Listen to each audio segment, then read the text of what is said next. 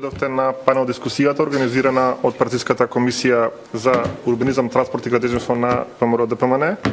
На денешната панел дискусија покрај мене Маријанчо Тодоровски, говорниците ќе бидат Игор Јанушев, Александар Атанасов и Синиша Ивановски. Темата на денешната панел дискусија ќе биде локалната самоуправа, унапредување на комуналната инфраструктура во локалните самоуправи и подобрување на квалитетот на живот на граѓаните. ВМРО ДПМН како партија се одликува дека со голем број на реализирани проекти, со посебен акцент на проектите кои што ја опаќаат комуналната инфраструктура, значи како на државно ниво, така и на локално ниво. Како што кажав, акцент ќе ставиме на темата ќе ни биде повеќе на локално ниво. И јас тука би сакал да истакнам еден дел од проектите кои што во изминатиот период ВМРО ДПМН ги реализираше посебно во рамките на градот Скопје. Значи, од клучен аспект кога за функционирањето на локална самоуправа е подобрување на транспортната инфраструктура, односно на сообраќајниците. Така да во изминатиот период можеме да се пофалиме со голем напредок на сообраќајната инфраструктура и улици во градот Скопје. Така да за прв пат по подолго време во градот Скопје се изградија дури 8 сообраќајни кружни текови, што во минатото не беше вообичаено за градот Скопје.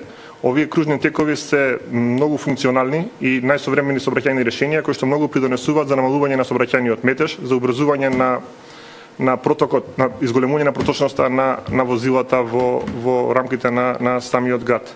Покрај големите кружни текови кои што се изградија, исто така се проширија и се пробија голем број на нови сообраќајници. При што тука сакам да истакнам дека пристапот на ВМРО ДПМН во рамките на градот Скопје е да имаме равномерен развој во сите делови од градот Скопје. Како што знаете, градот Скопје покрива 10 општини и при изградбата на нова инфраструктура се водеше сметка да сите општини бидат подеднакво застапени. Така да се изградија, како што кажа, голем број сообраќајници, имаме сообраќајници и во Сарај, тука посебно би го истакнал мостот во Сарај, кој што после подолго време се изгради комплетно нов мост, потоа се изградија проширувањето на булеварот Борис Трајковски и негово пробивање во општината Кисела Вода. Исто така имаме изградбата на булеварот Трета македонска бригада во општината Аеродром. Посебен проект е булеварот Митрополит Теодосиј Гологанов, кој што опфаќа најголем дел од општината Карпош. Исто така се прошири Кристијан Тодоровски Карпош улицата во општина Чаир, која што сега се пробива и кон општина Бутовито за обиколницата.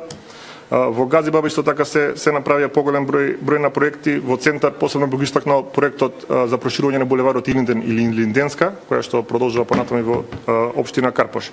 Исто така покрај изградбата, односно проширувањето и пробивањето, се изврши и реконструкција на постојните булевари кои што ги затекнавме, кои што беа во доста лоша состојба, значи се смени целосно коловозот, се замени со нов слој на асфалт, се изградија нови пешачки патеки и со тоа се подобри безбедноста како на возилата, така и на сите учесници во сообраќајот, посебно на пешаците и велосипедистите. Со посебен акцент за велосипедистите во изминатиот период сите сме ние сведоци дека се градат голем број на велосипедски патеки, односно имавме еден голем капитален проект Скопје Велоград, кој што предвидува на главните булевари веќе неколку години е отпочнато, ќе продолжи во идниот период, затоа што велосипедот како средство во сообраќајот се повеќе зема замав, како од еколошки аспект, така и од функционалност и од безбедност. Се разбира дека со тоа ќе продолжиме и понатаму.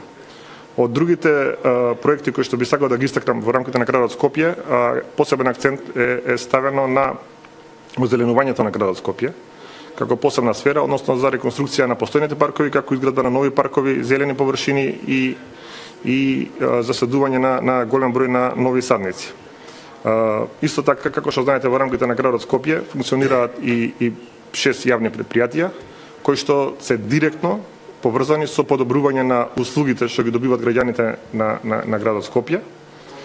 Така да и во рамките на нивните надежности се спроведува голем број на проекти кои што секојдневно граѓаните може да ги уживаат бенефитите од нивното имплементирање.